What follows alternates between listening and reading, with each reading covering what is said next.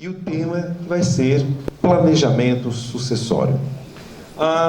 Antes de passar a palavra para a professora Mariane, eu gostaria de fazer um breve comentário sobre o tema, como foi feito com o professor Júlio, e aí depois eu passo para que a gente possa discutir a respeito. O primeiro ponto sobre planejamento sucessório, a gente tem que ter algumas questões que a gente precisa compreender quando a gente fala em planejar a sucessão.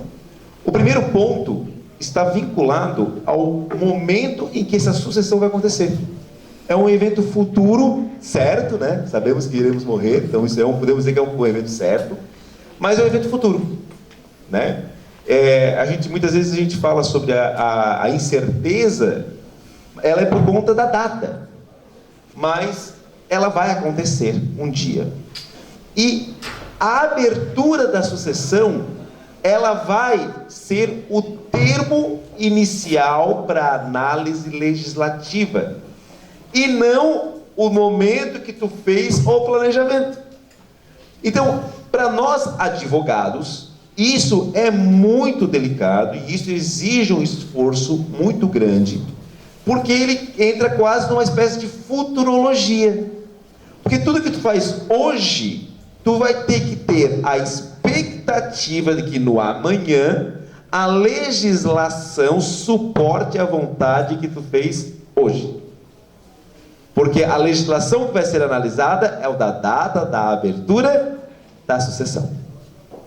Então, sabendo disso, hoje nós já temos um problema, porque não existe uma sucessão certa no Brasil.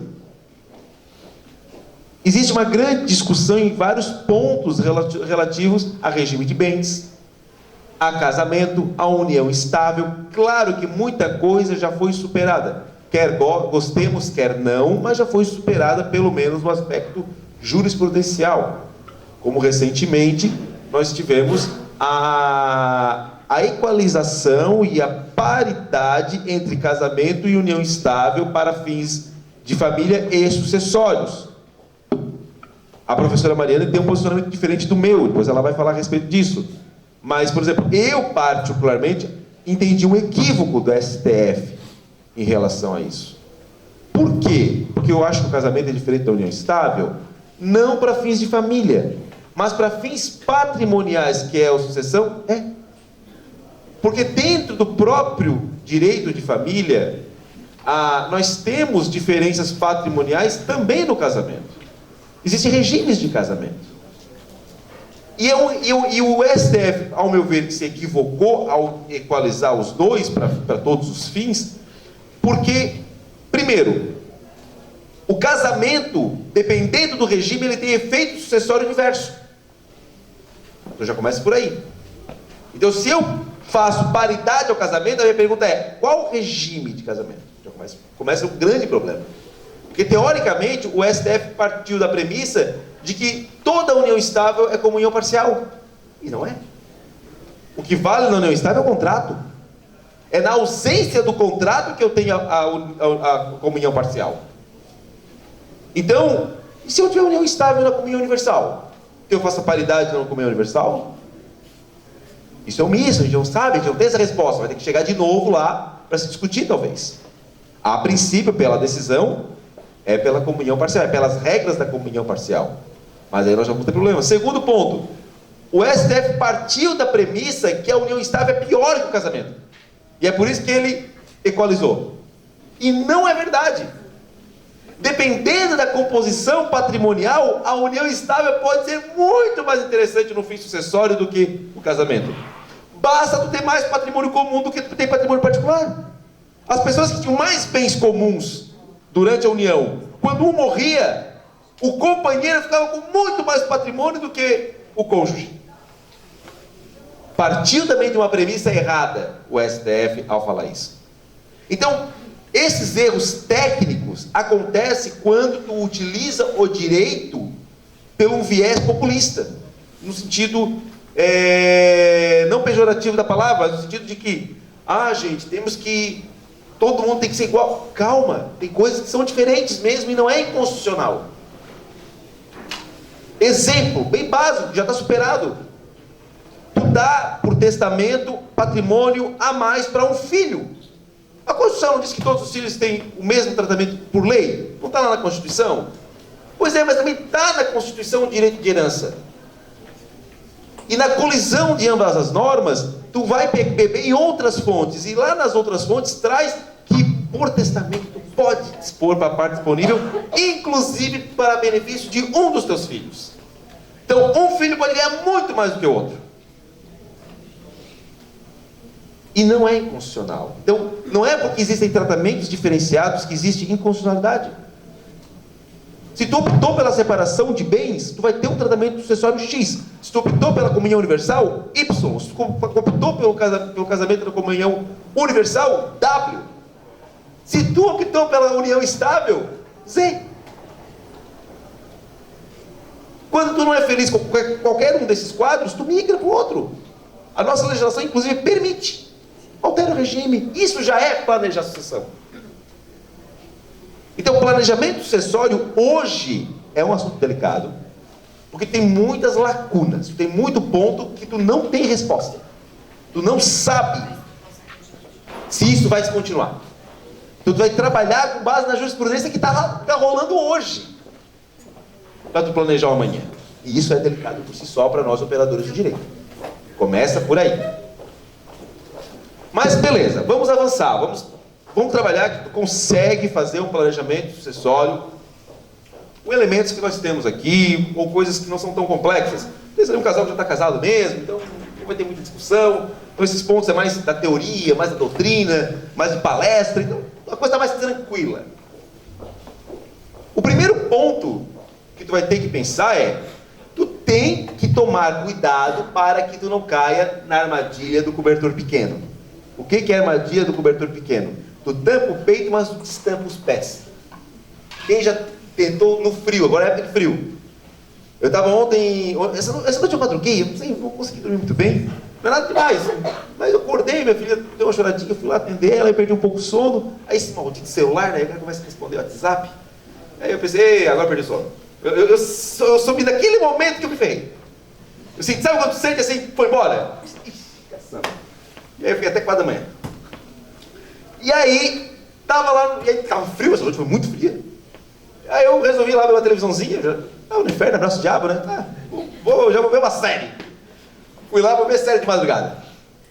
Que, não escute minha esposa, embora vai estar gravado. Gente, que paz que é de madrugada. Pra quem tem filho pequeno. Ai. Sem marido, sem filhos e sem clientes. Sem. A única coisa que fazia barulho na minha vida era um cachorro que roncava. Aí eu voltei botar o cobertor. Não, mentira, eu não fiz isso. E aí, mas deu vontade. E aí, então que paz, ai, meu televisãozinha, gente. Aí eu falei, sabe aquele momento que tu tira pra você e fala, toma um café. Fazia expresso, bonitinho, frutei um ovinho, tudo no silêncio, o único barulho era tu. Aí eu sentei, liguei a televisão. Foi um momento de felicidade essa madrugada.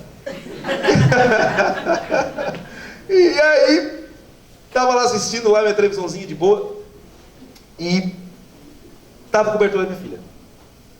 Fui me cobrir. Trabalho, gente.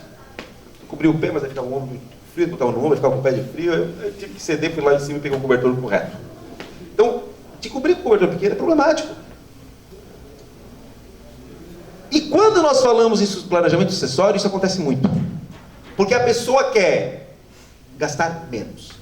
Essa é a ideia do planejamento sucessório. Ninguém quer planejar a sucessão porque eu quero deixar tudo certinho para os meus filhos. Mentira. Mentira. Tu quer gastar menos. E tu estás com pena que ele gaste muito quando tu morrer. Porque também já parte da premissa de que assim, é problema dele. Aí já começa querendo economizar com o advogado. Isso, não, né? Começa por aí, também começa por aí. Começa fazendo as coisas por conta própria e daí depois a gente vê que as coisas foram feitas erradas. Quando ele veio, porque o doutor, para me cobrar X, ele falou, cara, teu preço tá bom, eu acho que se fosse tu eu fechava, só que eu não ganho serviço. A pessoa sempre com a pulga atrás da orelha. Ela pensa, por que é mais barato mesmo, né? Aí, ele acaba não indo. O barato sai caro depois. Então assim, nessa tentativa de economizar, nós temos a função de orientar, até porque não é todo contador, que geralmente é o que faz isso, sabe de direito de família. Ele sabe muito bem de direito tributário, muitas vezes é mais do que advogados. Tá? Agora, Direito de família, dificilmente. É muito fora do métier. Então, uma solução que é muito comum quando a gente vai falar de planejamento sucessório é a pessoa falar, simula a venda.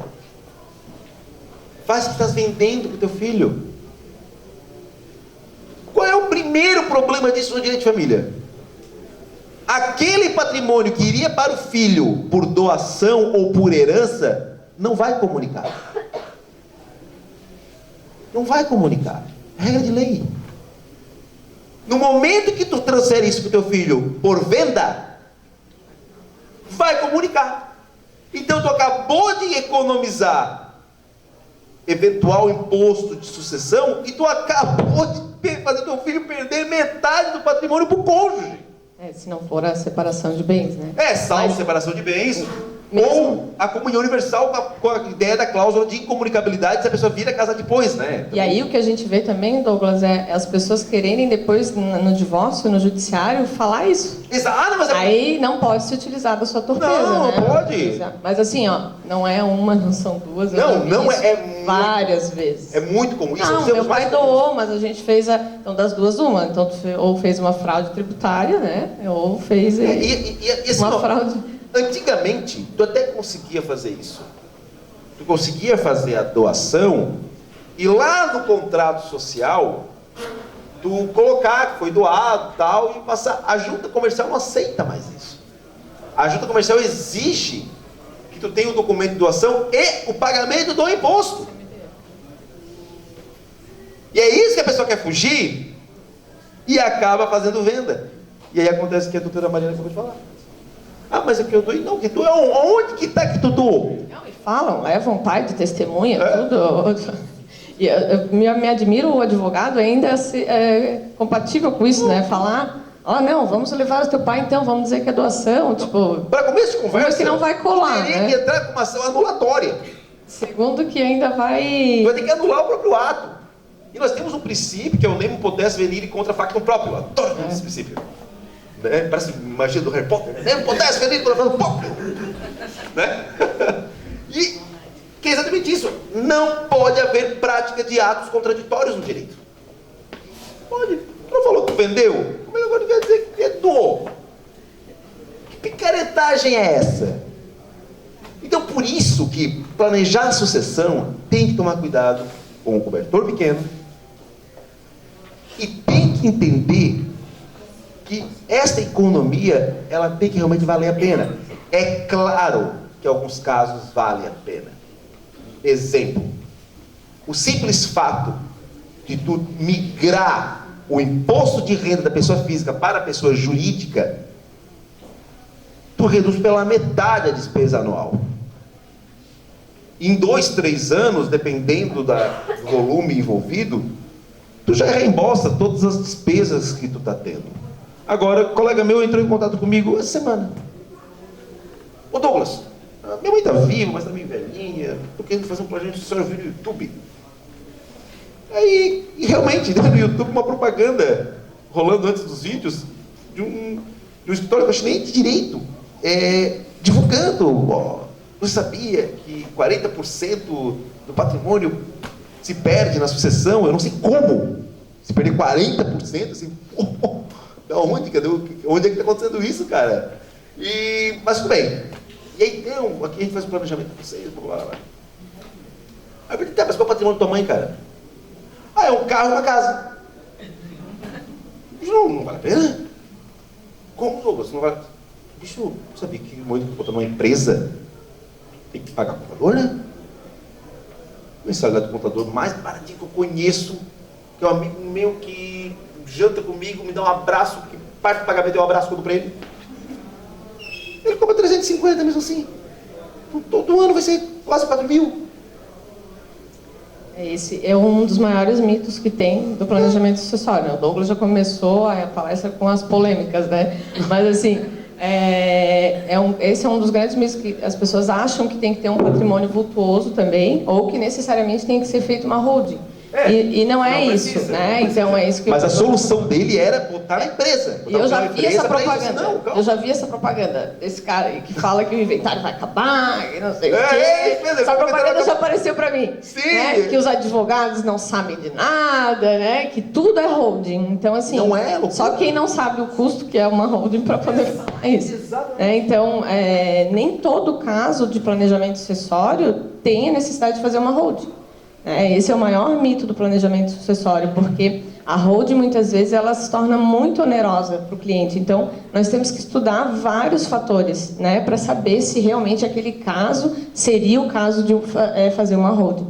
Então, nós temos outros instrumentos menos onerosos, né, e mais práticos para poder fazer o planejamento sucessório, como um contrato de doação, né, ou um testamento. Só que, como o Douglas também estava falando ali, nós temos várias regras a serem observadas, né? Então, assim, regime de bens é a primeira coisa que a gente precisa saber para poder atuar em sucessões, né? Então, assim, não tem como saber sucessão sem regime de bens. Então, isso eu me apavoro muito quando as pessoas falam assim, eu sei fazer inventário, qualquer um sabe fazer inventário. Mas não tem como se tu não sabe família antes, né? Tanto que no próprio Código Civil, família vem antes de sucessão. Então, é por uma razão lógica, né? Então, a gente precisa saber os regimes de bens, porque no momento da escolha do regime de bens é que vai ter efeitos na sucessão, né? E aí, no planejamento sucessório, nós temos, então, uma gama, né, de elementos que a gente tem que analisar. Então, quando chegam lá para mim com um planejamento sucessório, a gente pode analisar se pode, de repente, é vantajoso fazer uma alteração do regime de bens, né? Qual que é o patrimônio que tem antes e qual que é o patrimônio, né, quem são os herdeiros, qual é a vontade, os interesses, né, do testador ali, né, de quem quer fazer esse planejamento sucessório. Então, a gente precisa também ouvir quais são os interesses e considerar também as doações que já foram feitas em vida anteriores. Então, são vários detalhes que a gente tem que analisar quando a gente vai fazer um planejamento sucessório. E até pegando o gancho ali de que todo mundo sempre quer economizar com o advogado, então, eu tenho vários exemplos no meu escritório e a gente sabe, né, as pessoas economizam até na consulta, né? Então, assim, eu cobro consulta desde que abri meu escritório. Acho que 2 vezes eu atendi sem consulta, a pessoa saiu, eu resolvi o problema dela, eu falei, nunca mais. Aí fiquei eu ali de pão banana, porque muitas vezes tu resolve na consulta, né? Então, assim, também não tem uma consulta de direito de família, né? Ninguém tem um problema de família para falar em menos de 2 horas. Então, a minha consulta ela é de quase 2 horas quando não passa, né? Então, a gente precisa valorizar o nosso tempo, principalmente o tempo de investimento que vocês estão tendo aqui, num sábado maravilhoso em Florianópolis, né, esse sol, e pagaram para estar aqui, para ter conhecimento. Então, tudo isso tem que ser valorizado, porque muitas vezes a gente dá a solução para o cliente numa consulta, né? Até essa semana, inclusive, eu atendi uma cliente e a mãe tinha feito uma doação para ela. E aí que a gente vê, né? Olha só quanto que ela poderia ter economizado. Agora ela vai ter que gastar com advogado, com honorários e tudo mais. Mas fez uma doação e ela pagou a parte que seria da irmã dessa herança, né? E fez uma doação. Agora a irmã está querendo a parte dela da casa toda. Então, vejam, a gente não pode, né? Nosso Código Civil veda que se faça contrato de herança de pessoa viva. Então, essa doação ela é inoficiosa, ela é nula, porque no momento da doação também a gente tem que averiguar se ela extrapola os 50% da legítima, né? Então, ali foi feito 2 coisas erradas, né? Ela fez a doação, comprou a parte da herança da mãe, da irmã, que não poderia, né? E isso tudo por e-mail, com a mãe, não, mas eu tenho prova de tudo, mas não tem problema, não pode, entende? Então, a mãe viva ainda, né? E, além disso, também extrapolou a legítima, que era só 50%. Hoje nós temos no nosso ordenamento jurídico que nós só podemos dispor do nosso patrimônio 50%. Os outros 50% são dos nossos herdeiros necessários, né? Então, é outra questão que a gente precisa observar. E no momento do planejamento sucessório também, a gente precisa observar as doações que já foram feitas. Mariane, mas daí se eu doei 1 milhão. Aí daqui a pouco mais 1 milhão, daí é sempre do momento da liberalidade que conta, né? As doações que a gente vai fazendo não pode extrapolar metade. Mas só que daí também eu não posso esvair o meu patrimônio fazendo várias doações para uma pessoa só, respeitando a metade daquele momento. Então, como é que se faz? A gente precisa somar com as doações anteriores. E aí, sim, a gente vai estar sempre respeitando ali a legítima. Então, vejam que não é uma coisa fácil. Se a pessoa for fazer por conta dela e não observar todas essas questões e também o cônjuge, né, que muitas vezes, hoje, a maioria das pessoas que eu falo, e até advogados, assim, às vezes eu converso, que não são da área, claro, não, mas o meu pai casou de novo, mas é separação total, então a herança vai ser toda nossa. Bom, a gente hoje não tem como afastar o cônjuge da nossa herança, né, da nossa sucessão, e também com a inconstitucionalidade do 1790, a gente não tem mais como afastar o companheiro, né? Então, necessariamente, ele vai ser herdeiro, né? Ele ou ela vão ser o herdeiro. E aí nós temos ferramentas para diminuir ou aumentar também, né? Já peguei clientes que queriam aumentar essa parte que seria da herança, né? Então, até falando em aumentar, com essa questão do Covid agora também, eu tive um cliente que os filhos abandonaram ele totalmente, né? Quando ele pegou Covid, daí teve uma outra cirurgia, ficou, e aí quem cuidou foi a mulher, né? Que está com ele já, que inicialmente era novinha, fizeram lá um contrato de união estável, com várias cláusulas que são nulas, né? Diga-se de passagem, e aí eles me procuraram para, então, fazer na verdade, inicialmente ela queria alterar o contrato de união estável que eles tinham feito, né? Mas eu, no final, sugeri para eles fazer o planejamento sucessório. E aí a gente tem que analisar se é mais vantajoso alterar o regime de bens ou não, né? Nesse caso, até na análise, eles entendiam, ela queria alterar o regime de bens, mas eu falei que não seria mais vantajoso, até porque se alterasse o regime de bens, no falecimento dele, os bens dela também iriam se comunicar, né? Aqueles que foram adquiridos durante a união e tudo mais. Então, tem que analisar essas questões também, né? Então, as pessoas precisam, antes de se casar, sempre consultar um advogado, né? Porque se tu não consegue falar sobre patrimônio na época que está tudo bem, né? Que estão no momento de alegria, que vão se casar, menos ainda vão conseguir falar lá na frente, né? Então, eu falo que é a primeira prova, que é poder falar do relacionamento. E o combinado não sai caro, né? Então, se vocês combinam antes de entrar no relacionamento, né? Se os clientes combinam e tanto... Então, já vai vivendo aquela relação sabendo o que vai acontecer. O que não pode é eu viver numa relação em que eu penso que o meu patrimônio vai se comunicar e chegando lá na frente tem uma fraude, ou não quer que comunique, né? Ou tem uma surpresa. Então, é bom sempre que esteja comunicando, seja combinado as coisas. E o brasileiro não tem esse costume de falar da morte, né? As pessoas não falam, né? Nem quando tá alguém morrendo ali, falam do patrimônio. Tipo assim, pai, que deixa isso para quem? Ninguém fala, né? Que era o momento de perguntar, ninguém pergunta. Então, a importância de deixar tudo já combinado, né, com a família, descrito a sua vontade, né? Depois evita muitas brigas em família, uma disputa, ou até de não saber para quem que... eu acho que o pai queria assim, eu acho que o pai queria assado, né? E aí fica naquela discussão. Então, quando o pai já diz, né, o que seria... Então, por que não ter essa prática, né? Mas é algo que está mudando, acho que até a pandemia veio para dar uma acelerada nisso, porque as pessoas não tinham testamento, né? Eu tenho testamento há muito tempo, porque eu tenho uma filha mais velha, né, de outro relacionamento. Eu sempre falei, se eu morrer, eu não quero que ele cuide dos meus bens. Então, ele vai gastar tudo. E aí eu sempre nomeei, então, um curador especial, né? Então, vejam como o testamento, ele nos possibilita tem várias possibilidades, várias ferramentas assim, né? Então, eu posso então nomear um curador especial para cuidar do meu patrimônio, né? Do patrimônio quando se eu for e meu filho for menor de idade, né? Então, eu tenho alguém que vai administrar, alguém da minha confiança.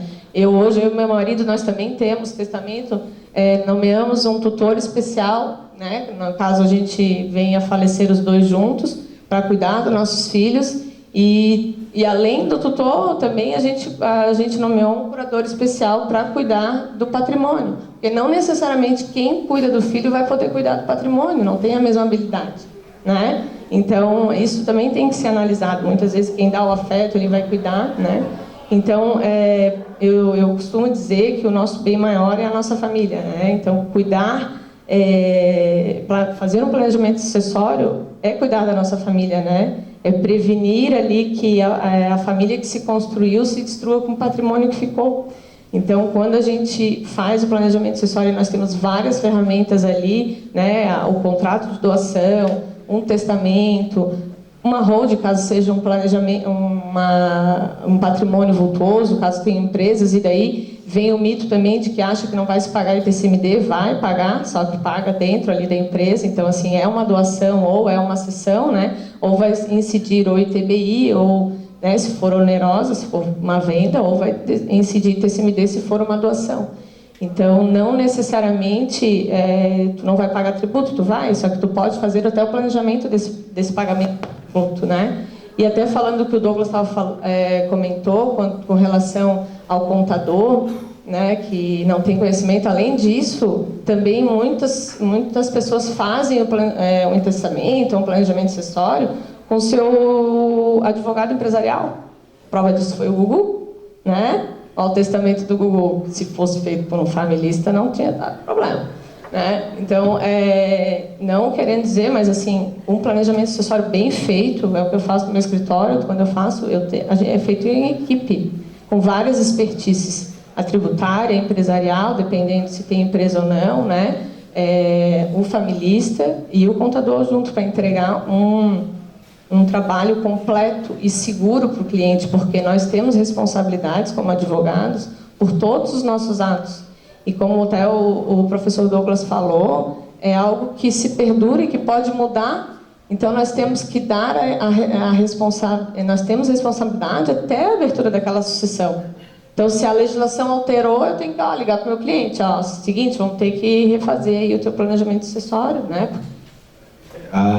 Quando a gente fala, inclusive, na questão de isenções de TBI, que é possível em certas incorporações de bens, né? A gente tem que lembrar que quando ela é feita com informações que não são verídicas, que é a forma delicada de dizer que tu mentiu, o município, ela pode vir a dizer, não, espera, cadê aquele imposto que tu tinha que pagar aqui, o Estado vai poder falar, olha, traz de volta porque verificamos que a declaração que tu fez é equivocada. Tu declarou que mais do que 50% do patrimônio não era utilizado como rendimento dos próprios bens, e agora a gente descobriu que é 100%, na verdade, tudo é utilizado para o próprio patrimônio.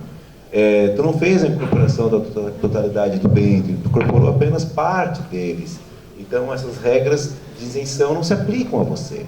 Então, a gente tem que tomar cuidado, porque cada vez mais o tempo e a tecnologia está evitando essas pequenas fraudes. Tá? Hoje, o imposto de renda ainda é declarado. Declara o imposto de renda, né? Existe um ato de declaração. Mas a previsão é de que em poucos anos nós vamos ter apenas uma questão de validação de imposto de renda, onde já vai estar na tela os elementos. Lá só vai dar o X ou alterar. Não é bem assim, aqui foi um pouquinho diferente. Porque todas as plataformas hoje já são digitalizadas. Uma das últimas que não estavam são os cartórios. Tudo já é. A questão é que elas ainda não se comunicam. Ainda não tem uma comunicação plena do que aconteceu na tua conta bancária, no Detran e no registro de imóvel. Mas no momento que essas plataformas se comunicarem, tu não tem mais declaração de imposto de renda. Tu só vai validar informações. E muitas vezes a partilha, as pessoas fazem, por exemplo, de inventário ou de divórcio. O juiz homologou, tá tudo certo, né? Eu, por exemplo, no meu escritório eu faço tudo, né? Além de fazer o divórcio, a partilha, eu faço todas as averbações depois. porque o problema vai dar lá na verbação do registro de imóveis, né? Porque como eles também têm responsabilidade, né, tributária, então na hora do registro tem que estar registrado o valor do imóvel de acordo com a legislação, aqui no nosso caso do valor de mercado. E o cartório, ele tem autonomia e ele tem competência, a palavra correta é essa, competência, para verificar se a declaração realizada está ou não em descompasso. Então, porque ele pode não registrar, né? Então, porque ele tem responsabilidade. A Fazenda pode, inclusive, cobrar dele por ele ter registrado um valor a menor, né? E é por isso que, assim, agora vamos falar. Isso não acontece lá no meu escritório, mas eu conheço um amigo meu que faz, tá? Aonde ele dá uma economizada no judiciário, colocando valores menores, e aí depois corrige no cartório, fazendo retificações. Então, no infringir dos ovos, deu uma economiazinha, tá? Eu não aconselho a fazer, mas isso a gente faz, tá? Então, acontece, tá? E outro instrumento legal também do planejamento sucessório, Douglas, né? Por isso que a expertise do familiarista ela é bem importante, é também de estudar a possibilidade de um seguro de vida, né? Ou de uma previdência privada, né? Então, a depender da vontade do testador, do que ele quer deixar, ou se ele quer deixar mais para um ou mais para outro, independente de um testamento, que daí pode se deixar parte disponível, também é possível fazer um seguro de vida que contemple só um beneficiário e também uma previdência privada, porque isso não entra no inventário, né? Não é tributado, vai direto para o beneficiário. E essa sugestão da professora Mariane, ela é maravilhosa, é uma das melhores ideias que tem assim, para fazer transmissão de patrimônio sem necessariamente pagamento de impostos e tudo mais, porque nós temos aqui um instituto que lá no Direito das Obrigações a gente aprendia na faculdade e a gente não sabe lembrar para que servia. Isso é um exemplo. Que era a estipulação em favor de terceiro. Lembram disso? Que a promessa de fato de terceiro e a estipulação em favor de terceiro. Esse é o caso de estipulação em favor de terceiro.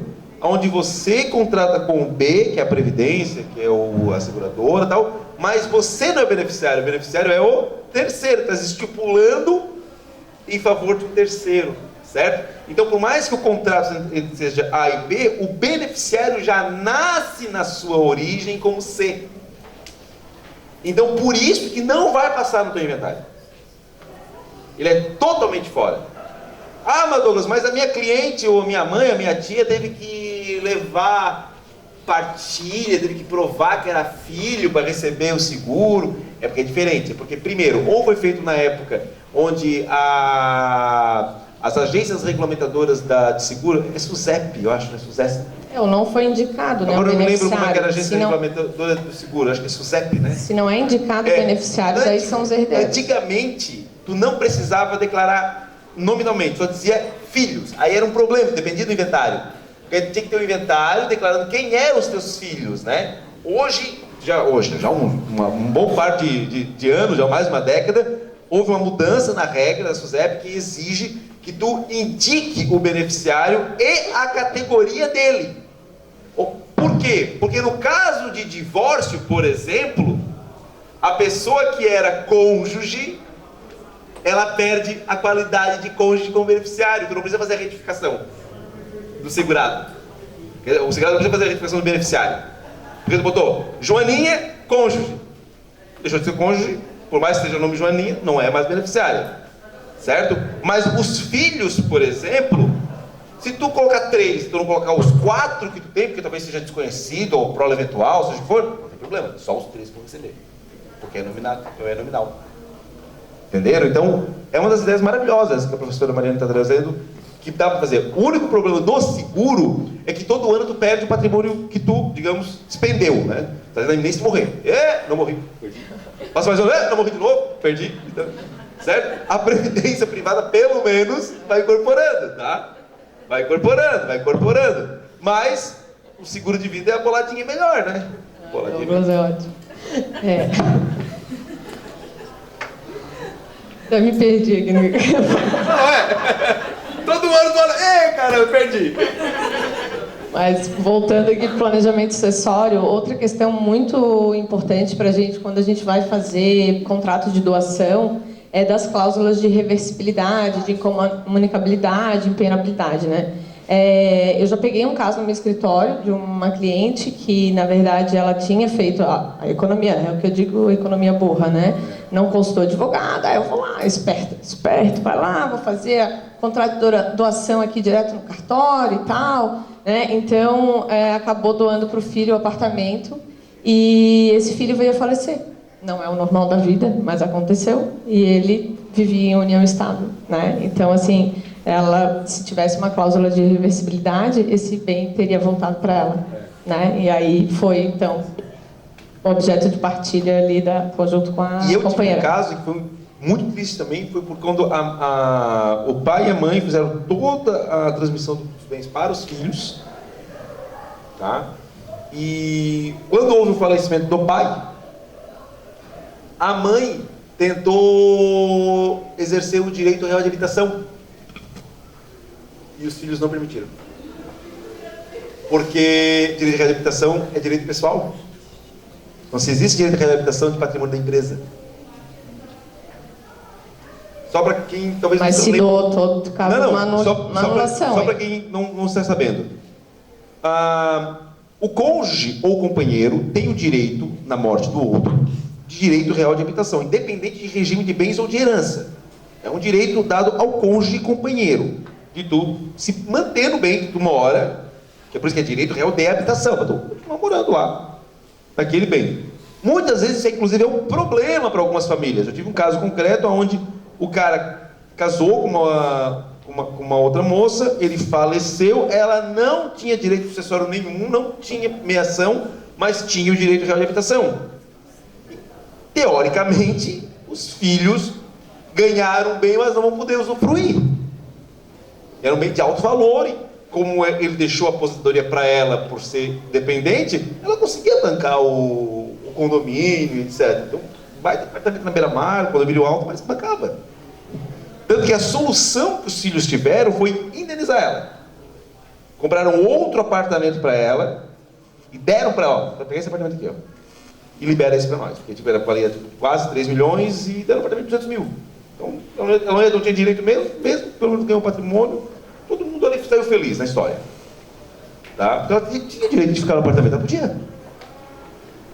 Naquele caso que virou minha cliente, essa moça, que foi muito triste, porque os filhos falaram, não, esse patrimônio agora é nosso. Tipo, na cara da mãe. Entende? E não havia, como a doutora Mariane sugeriu, cláusulas de reversão, nada. Foi patrimônio que estava, inclusive, incorporado na pessoa jurídica. A escritura já estava em nome da pessoa jurídica, inclusive. Então, ela, no máximo, poderia ser sócia da empresa, que nem mais era. Ela nem mais era, não tinha nem usufruto. Não tiveram esse cuidado, porque eu não imaginar que os filhos iam fazer isso. Aí para ti fazer uma ação de nulidade, né, para reverter isso aí, daí tem que comprovar aqueles na verdade, incisos ali, né, que quando eles me procuraram, eles atentou contra a vida. Mas eles estavam com ação assim. E eles não ganharam na ação da anulação. Por quê? Também demora muito tempo, né? Não entra nenhuma dessas cláusulas. Porque, na verdade, os filhos, desculpa a expressão, são os filhos daquilo, embora estaria chegando ela de novo, né? Que ela que criou. Pois é, aí sofre 2 vezes a punição da fama e do filho, mas eles estão agindo dentro da lei, porque realmente é deles, realmente foi transmitido para eles, é a história do cobertor pequeno. Então, os próprios clientes, nós temos que avisar, cara, ó, quer transmitir para o teu filho, mas lembra que tu não tem mais nada, faz um usufruto, e pelo menos tu te amarra, tipo, eu ficar pro resto da vida preso a mim. E outra coisa, o próprio direito tributário, mas ele permite que tu possa fazer distribuição de lucros desproporcionais.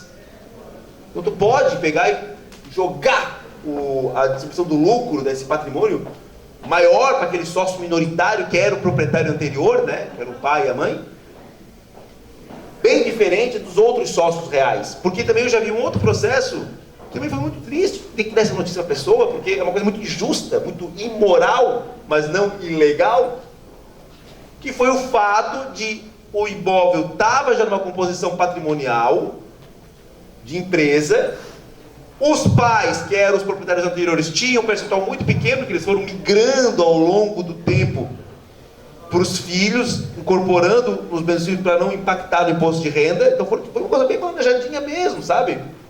Mas sempre faz com o intuito de fraudar alguma outra coisa. Eles não queriam pagar as coisas depois, quando morressem e tudo mais. Ele já transmitia, talvez até bem intencionados nesse caso. Mas qual foi o problema? O problema é que um dos filhos deu uma de... Lembra aquele exemplo da Bíblia do filho pródigo? Né? Porque a gente fala filho pródigo como se é o guri que foi embora. Não, o pródigo é o que torra dinheiro, esse que é o pródigo, né? A palavra pródigo é isso, não é porque foi embora, ele torrou dinheiro. E o filho pródigo lá da Bíblia, ele não é filho pródigo agora, ele chegou e falou assim, olha, eu quero a minha parte, eu quero uma dissolução de sociedade, eu quero a minha cota. Um dos filhos falou, aí os outros, como assim? Eu não sou dono disso aqui, não tenho 30 e poucos %, eu quero ir embora, eu quero vender para outra pessoa, não quero mais ser sócio de vocês. E ele teve esse direito de sair da sociedade e ser indenizado por isso. Estão entendendo? Então, e esse mesmo filho, quando ele viu que não estava conseguindo ter resultado, o que ele fez? Ele entrou com bastante pressão de contas e cobrança. Porque ele perguntou, cadê o dinheiro que isso está rendendo nos últimos 5 anos? Porque eu não recebi um centavo, eu sou dono desse negócio. E aí a importância do familista na elaboração do contrato social, né? Porque a gente já viu de tudo. Exato. Né? De tudo um pouco. Então a gente sabe prever qual é a pior situação, o que pode acontecer. Então todas essas situações a gente pode prever no contrato social. Exato. No contrato social, isso aqui, ó, o que tu teria resolvido? Primeiro, distribuição desproporcional de ganhos. Vai ganhar um pouquinho. Ou nada, talvez. Cláusula sempre de incomunicabilidade. Usufruto, exigência de cláusula de incomunicabilidade. Colocar, por exemplo, a questão do pagamento em dissolução ou apuração de haveres de 240 meses. Quer receber, safado? Vai ganhar 10 anos. Eu já tive um caso de um cliente que ele... 10 anos. Pode, contrato social pode tudo. É um dos poucos contratos, gente, desculpa, professora. Não, eu peço desculpa. Contrato social é um dos poucos contratos no direito que tu pode fazer o que tu quiser. Só não pode ser ilegal. Fora isso, pode fazer o que tu quiser, porque, voltando lá para as matérias clássicas da faculdade, é um contrato sinalagmático puro e paritário. Ou seja, ele permite que tu faça o que tu quiser, porque presume-se que todo mundo está em igualdade de condição. Porque ele não é regido pelas regras de consumo, ele não é regido pelas regras de adesão. Contrato social, contrato de comissão de formatura, são dos poucos contratos no direito que tu faz o que tu quiser. Então, aproveite. E aí, mais uma vez, eu volto assim para puxar para o nosso lado, essa questão do contrato social. Eu já peguei, por exemplo, alterações de contrato social, disse, não, mas meu pai doou minhas cotas lá no início. Só que no decorrer das alterações foram compradas cotas, foram feitos aportes. Quando eu estou fazendo aporte durante um casamento e que eu tenho o regime de bens da comunhão parcial, então eu vou comunicar. Né? Então, assim, eu fiz com o meu contador. Esses dias era uma empresa bem grande, né? De cana-de-açúcar lá. Não, a gente fez com o contador, a gente fez com o nosso advogado e tal, não sei o quê, mas não era familista. Então, assim, esses detalhes que nós temos esse olhar, porque a gente já começa... Quando alguém fala, eu vou me casar, tal, eu já desenho na minha cabeça toda. Colocar quantos filhos, o que vai ter, de patrimônio, o que ele tem, o que vai para onde, o que não... Quando alguém fala assim, alguém faleceu, eu já começo a fazer toda a partilha na minha cabeça. Né? O que vai para onde, o que vai dar o problema, o que não vai dar, entende? Então, assim, a nossa cabeça já pensa dessa forma, né? Agora, trabalhista, outra coisa, nem sei, nem me arrisco a lá. Então, assim, é muito importante a gente, quando for fazer esse planejamento acessório, cuidar dessas cláusulas dentro do contrato social e vejam que é um trabalho em equipe com outros experts, né? mas cuidado. E dessa cláusula de incomunicabilidade, porque, e até de não ingressar, né, o cunhado na empresa. Eu já tive um caso que o meu cliente herdou a empresa do pai, era ele e a irmã. Eles estavam tocando a empresa normal, mas a irmã veio a falecer e ele teve que aturar o cunhado dentro da empresa. E o cunhado dizia assim: não, eu vou ficar aqui agora. Eu que vou mandar agora aqui nessas cotas. E eu quero tanto pelas minhas cotas, para eu sair só por tanto. Então vejam um problema que foi criado, tudo por falta de uma previsão no contrato. Tudo bem, tu tens direito como herdeiro, vai receber, mas não necessariamente tu vai ingressar na sociedade. Então, assim, tem que proteger a atividade empresarial, né? Né? Claro, quando tem empresa que nós estamos falando aqui, então a gente precisa proteger a atividade econômica da empresa, né? A saúde da empresa, né? Mas, e, inclusive, é onde acontece mais a fraude também, né? De partilha. Hoje eu estou com um caso novo lá no escritório também, que é ao contrário, né? Daí o resto da família... diz que as cotas do pai do meu cliente que faleceu vale só que tanto ali, né? E na verdade vale muito mais, né? Então, quando a gente vê que tem também fraude a partilha, já falando até de um negócio de um inventário, né? Como não foi feito um planejamento sucessório, daí tem que ser judicial para que seja apresentado tudo, né? Tudo que realmente vale, assim. E um outro ponto também que a gente, só para levar para o final, temos que pensar também na empresa, e agora quando a gente fala em planejamento sucessório, e quando a gente tem a galinha dos ovos de ouro, o patrimônio mesmo é uma empresa, é uma atividade empresarial real, sabe?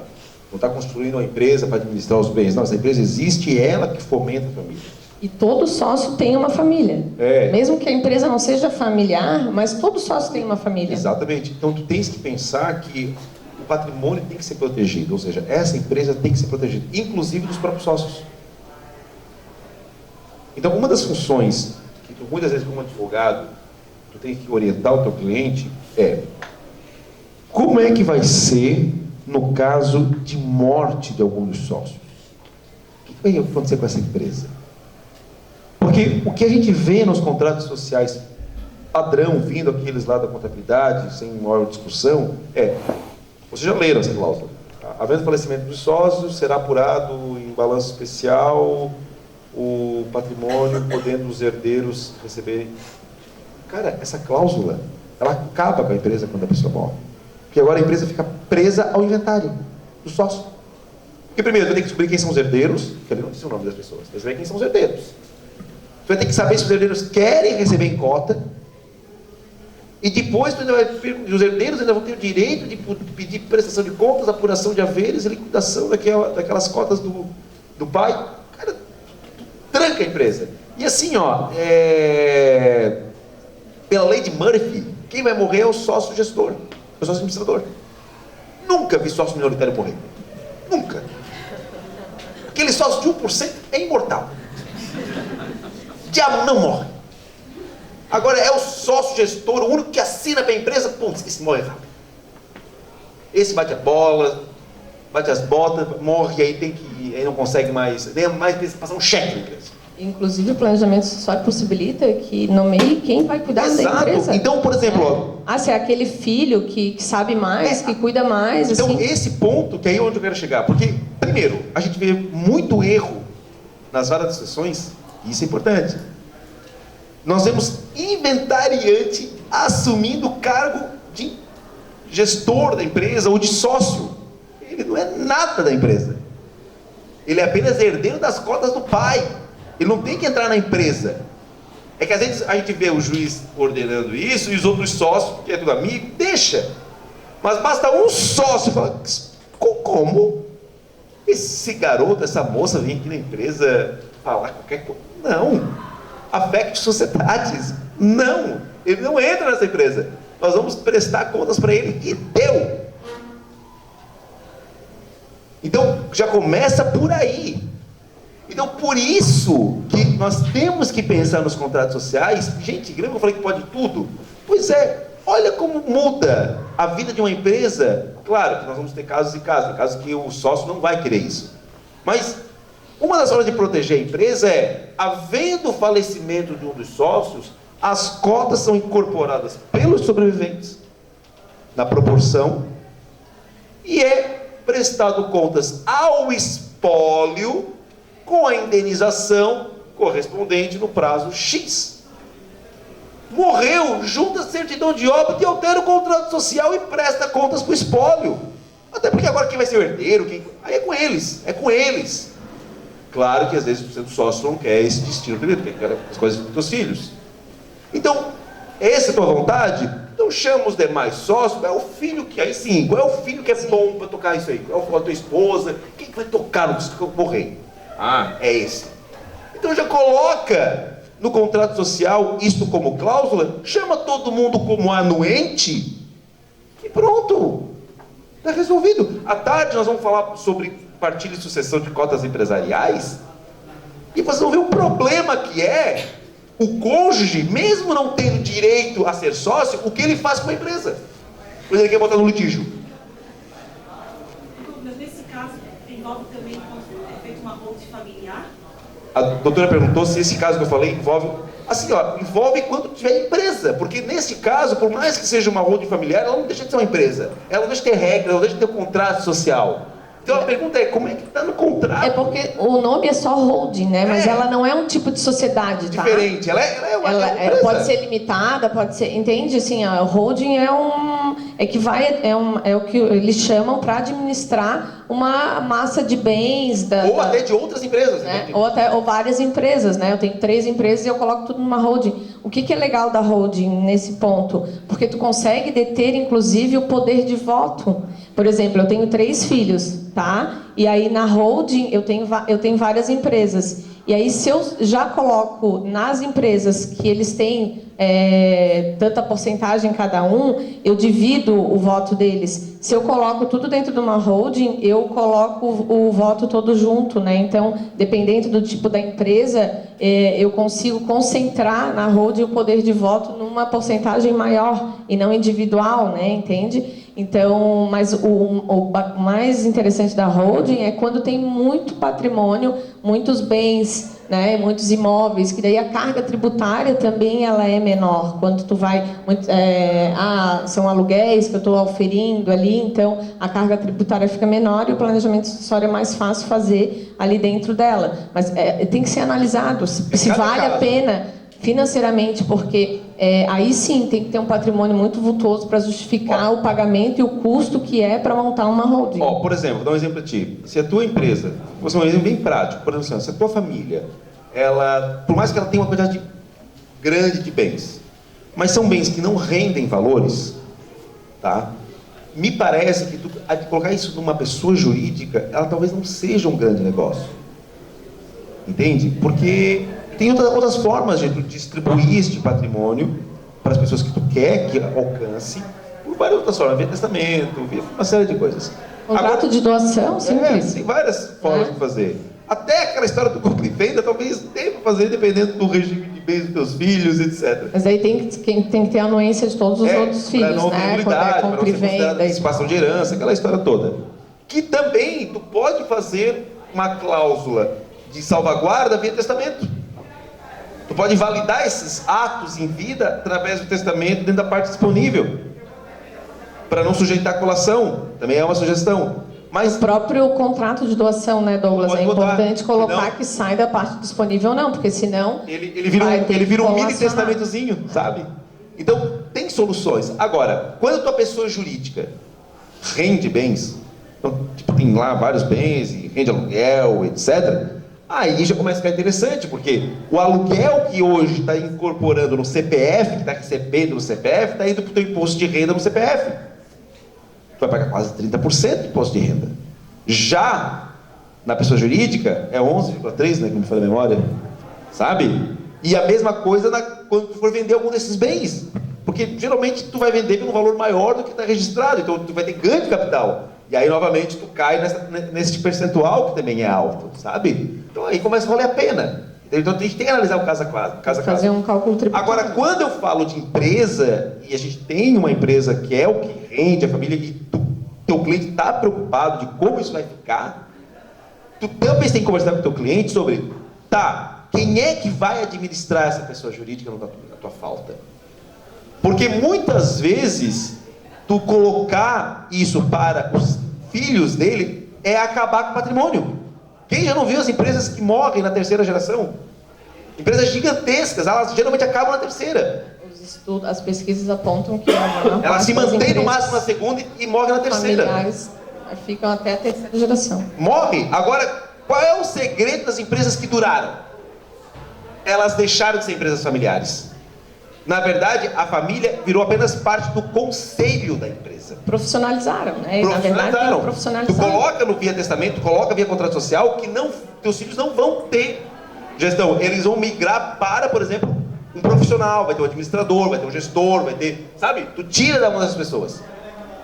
Porque muitas vezes as pessoas acabam com aquela ideia de que a empresa é minha. Vira aquela ideia do donismo, né? É minha empresa. Eu herdei.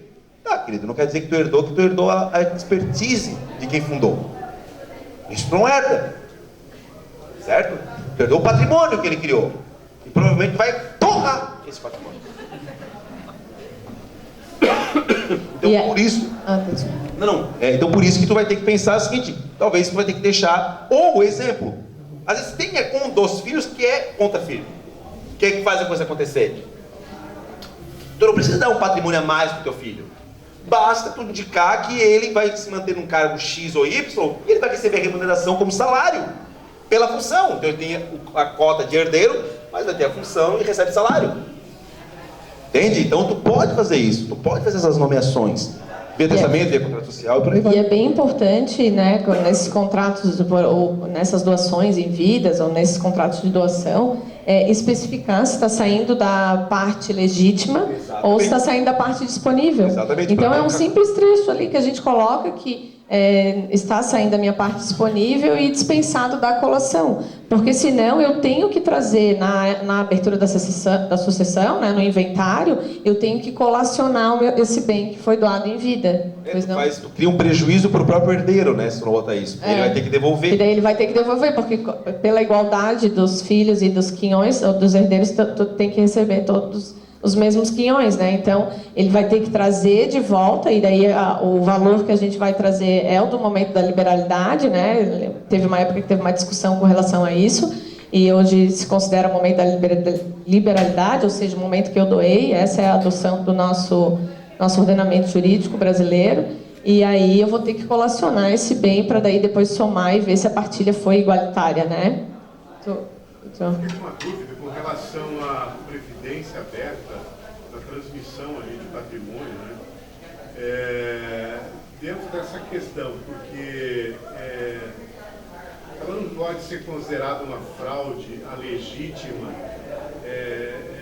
porque como é que fica a colação, né? Ela pode ser considerada uma fraude se, de repente, a pessoa transferiu todo o patrimônio, tá? Eu descobri um câncer e daí eu fui lá e distribuí todo o meu patrimônio para a Previdência para beneficiar um só. Então, daí sim fica caracterizada aí uma fraude, né? Agora, se ao longo da minha vida eu fui ali contribuindo, porque a intenção, na verdade, da Previdência é para uma aposentadoria, né, mais na frente, então se ao longo da minha vida eu fui contribuindo aos poucos ali com a Previdência e tal, e daí no momento do meu falecimento eu quis deixar ou para um ou para outro, daí não é caracterizada a fraude.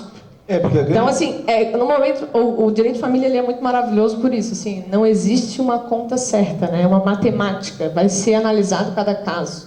O caso concreto é que vai ser analisado. Então, assim, muitas vezes pode configurar uma fraude, sim, né, principalmente contra cônjuge até, e muitas vezes não, né? Porque a Previdência... Exatamente. Aí se for eu tinha todo o patrimônio, quando eu tô perto de morrer, eu vou lá e boto todo o meu patrimônio ali para beneficiar um só. Aí sim vai ser caracterizada a fraude, vai estar sujeito aí à nulidade. Né? A jurisprudência, pelo menos assim, a esmagadora maioria, na questão de herança, ela entende que tu tens essa autonomia. A lei te permite que tu faça aportes, a lei permite que ela é um direito institucionalizado, a previdência privada, né? Então a própria lei permite como é que funcionam as regras, então está dentro da regra da lei. Então é muito difícil tu analisar o subjetivismo dessa pessoa. Então para as sucessões, a princípio tu até consegue fugir. Vou dar um exemplo, mesmo exemplo da doutora professora Mari. Descobriu que está com câncer, vai lá, coloca tudo para ficar para um filho. esse filho tem chance sim de conseguir validar e não ter que fazer colação e não ser anulado e dizer, olha, o pai pode até estar de sacanagem, mas está dentro da lei. Agora, no casamento, e nós vamos... Meu Deus, já estou alguém batendo... No casamento é diferente. Nós vamos falar isso à tarde, inclusive. No casamento é bem diferente. Porque a previdência privada, por mais que a palavra seja previdência, ela é um título de capitalização também. Caracteriza investimento, né? Como se tanto que estivesse pode investindo. sacar. Então, não pode sacar. no divórcio vai partilhar. No divórcio, partilha. Até pouco tempo atrás, as decisões eram que não partilhava. As decisões mais recentes é partilha. Com exceção da previdência fechada daí, né? Aquelas que são fechadas, que são só para um grupo de servidores, né? de funcionários. Que aí decorre da função, né? Daí decorre da função e nem ele pode sacar. A aberta é diferente, porque... aberta eu posso sacar... Ela parece uma poupança, ela é uma poupança. É uma conta de investimento, né? É um investimento, então, a pessoa saca depois de um certo tempo. A pessoa pode sacar. Só que tem que cuidar no planejamento sucessório com relação à previdência, exatamente isso. Assim, muitas vezes as pessoas... faz uma previdência aqui para alguém que é muito mais velho, né? Então, assim... O imposto de renda que tu paga para sacar aquele dinheiro é muito alto. Então, não necessariamente, às vezes, o investimento, né, para uma pessoa mais velha vale a pena uma previdência, a não ser que seja para fins de planejamento sucessório mesmo, que vá para alguém, né? Então, assim, se a intenção é sacar, quando a pessoa é mais velha, o imposto é maior quando ela saca, entende? E aí... perde-se muito dinheiro na hora do saque, né? Porque tem que pagar o imposto ali. E aí a forma de reter a pessoa... Respirou, pagou, eu digo, né? Que respirou, pagou aqui no nosso... Gente, o papo tá maravilhoso, mas a gente realmente precisa concluir, até porque já tá todo mundo na rua, já terminou os intervalos de todas as outras palestras aí também. E eu gostaria de fazer um...